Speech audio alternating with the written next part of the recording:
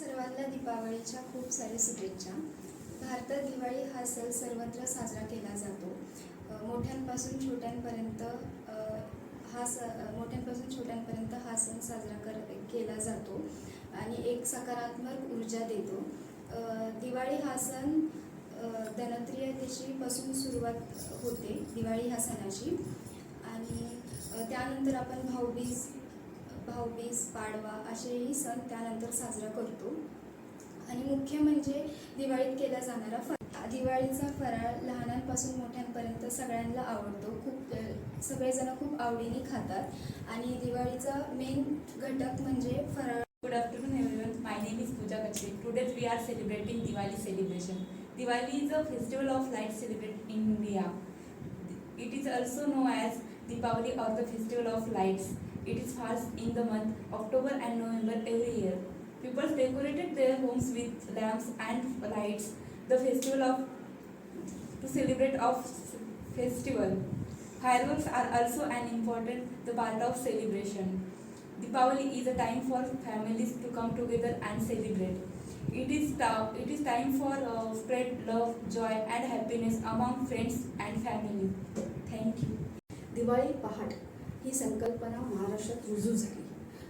जसं दिवाळी म्हणजे पहाट हा रात्र संपून जेव्हा दिवस उजाडतो त्या मधल्याला संधिकाल असं म्हणतात. सूर्योदयापूर्वीच्या ह्याला पहाट असं म्हटलं तरी चालतं. हा एक सांस्कृतिक कार्यक्रम झाला आहे. महाराष्ट्रात मोठ्या प्रमाणावर साजरा केला जातो.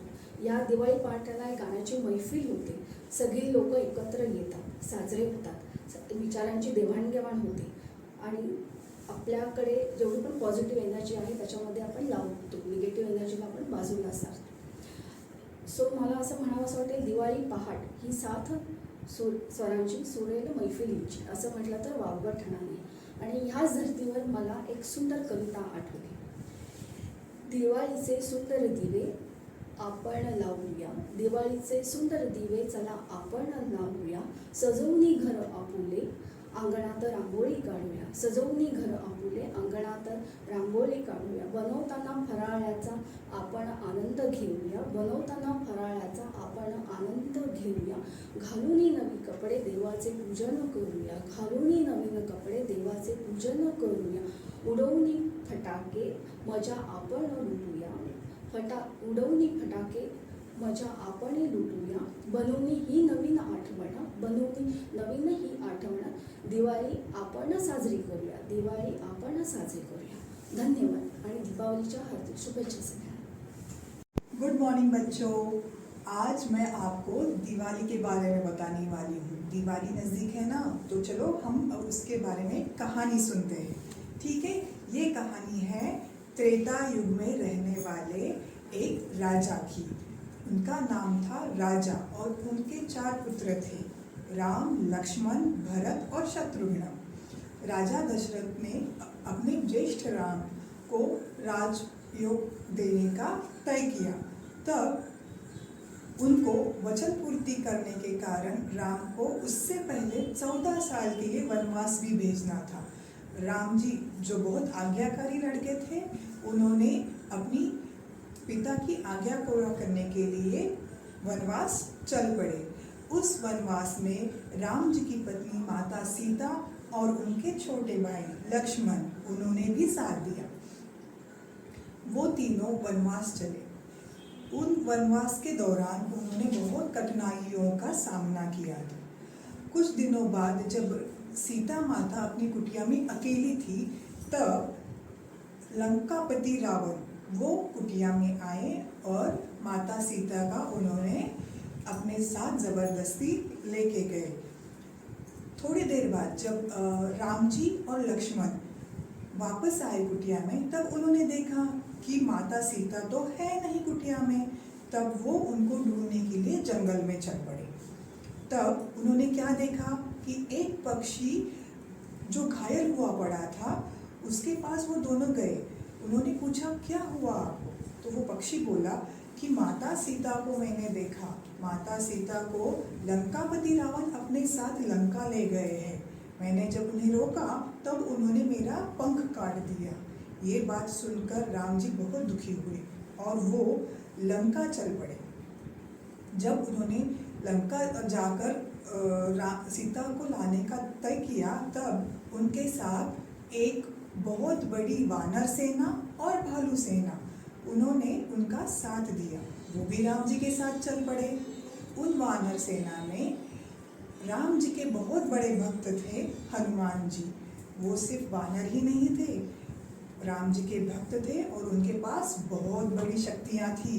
वो एक छलांग में महासागर भी पार कर सकते थे, अपना आकार छोटे से बड़ा कर सकते थे। वो महासागर पार करके लंका गए और वहाँ उन्होंने माता सीता को खोजा और यह बात उन्होंने वापस आकर राम को बताया कि राम जी, अपनी सीता माता तो वहाँ है अशोकावटी में। तब राम जी ने तय किया कि मैं रावण को युद्ध के लिए ललकारूंगा और वैसे हुआ भी। उन दोनों के बीच में एक बहुत बड़ा युद्ध हुआ। बहुत दिनों के बाद जब युद्ध अंततः खत्म हुआ, राम जी ने जब रावण का वध किया और माता सीता को अपने साथ वापस लेके आए। कुछ दिनों बाद जब उनका वनवास खत्म हुआ, वो अयोध्या नगरी चल पड़े।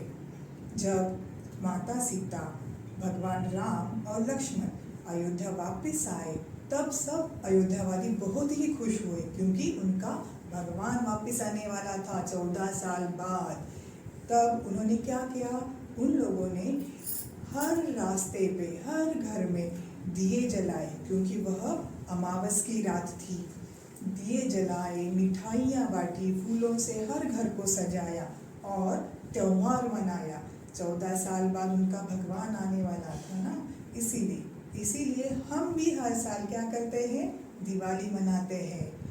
दिए जला के, मिठाइयाँ बांट के, घरों को सजा के और अपनों के साथ मिल बांट के करते हैं दिवाली। Thank you.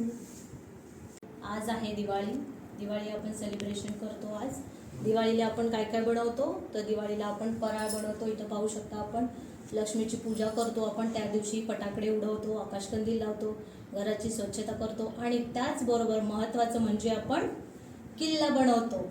हा आहे शिवाजी महाराजांचा किल्ला। तर मला सांगा मुलांनो, आपण किल्ला का बरं बनवतो? तर किल्ला आपण ह्याच्यासाठी बनवतो की शिवाजी महाराजांनी त्या पूर्वीच्या काळामध्ये शिवाजी महाराजांनी मुघलांशी लढवून आपल्याला मोठ्या प्रमाणामध्ये किल्ले हे शौर्याचे, धैर्याचं प्रतीक म्हणून आपल्याला तो वारसा दिलेला आहे आणि तो वारसा आपण आज तगायत जपत आहे।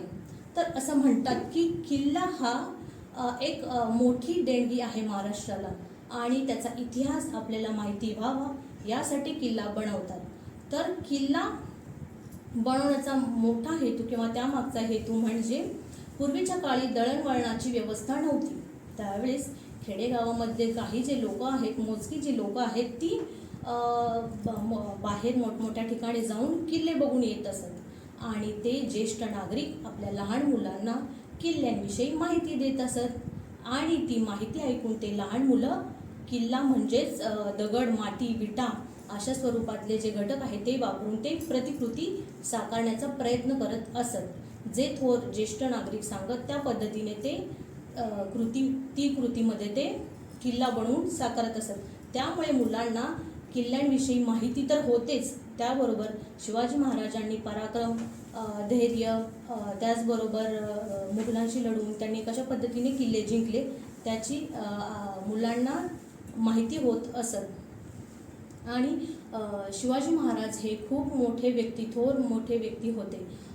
त्यांनी किल्ले हे आपल्याला मोठ्या प्रमाणामध्ये महाराष्ट्राला दिलेली एक मोठी देणगी आहे।